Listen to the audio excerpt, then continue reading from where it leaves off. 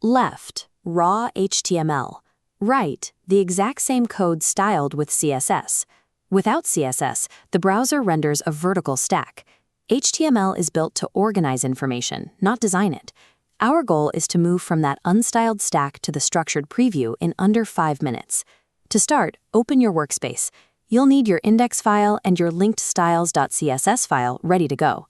Writing your CSS is the step where the logical structure you built in HTML becomes a functional interface for your user. Step 1 happens before we touch any design elements. At the top of your CSS file, type an asterisk to select everything and write box sizing: border box. We do this because of how browsers calculate the box model. By default, with content box sizing, adding 20 pixels of padding to a 300-pixel box expands it to 340 pixels.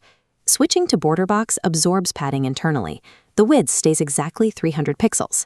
Setting this global rule up front guarantees your elements will be exactly the size you tell them to be. It saves hours of troubleshooting. Now let's get some actual media onto the page. Inside your main content area, type an image tag. Notice the source paths in this infographic. When you link an image from your own project folder, you use a relative path rather than an absolute web URL. Next, we need body text. This graphic shows the P element in action.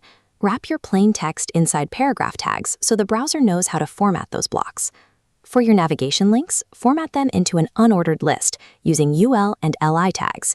Even with this new content, your page still looks like a vertical column. This unstyled stack diagram reminds us why. Paragraphs and lists are block-level elements, which automatically take up the full width and push everything else down. To fix this, we have to move past default block behavior and establish a macro layout system. Go to your CSS and target your .container class. Add the property display grid. Grid lets us define a two-dimensional structure. Looking at this basics chart, we establish our exact columns and rows first. To map out where our content goes, we use a property called grid template areas.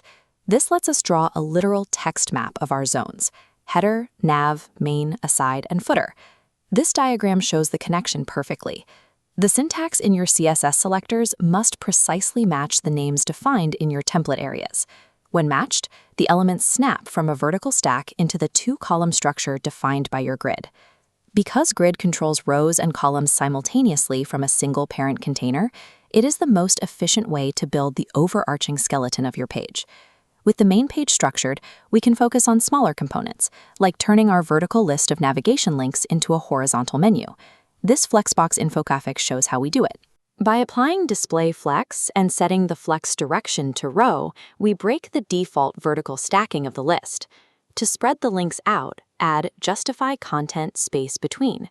This automatically pushes the items evenly across the available horizontal space.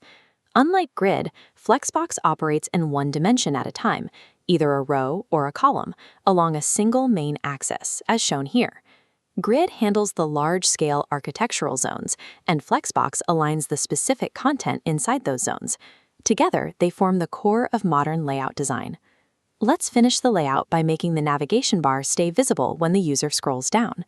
This properties chart illustrates the difference between default static positioning, which flows normally, and absolute positioning, which removes an element from the flow entirely.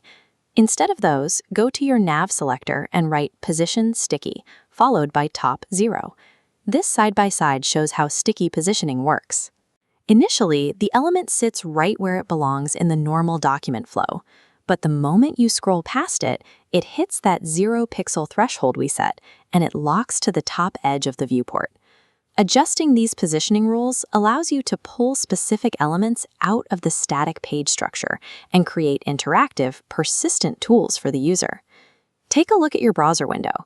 You've transformed a raw string of text into a complete, styled web page. This comparison confirms it. The code you just wrote perfectly executes the initial wireframe blueprint. You fixed the box model math, mapped the large zones with Grid, aligned the details with Flexbox, and pinned the menu using positioning. This slide outlines your next steps. For your assignments this week, practice recreating this wireframe from scratch, and try adjusting the gaps and list types on your live index file. You now know how to manipulate the space on the screen. The framework is in place to build exactly what you plan.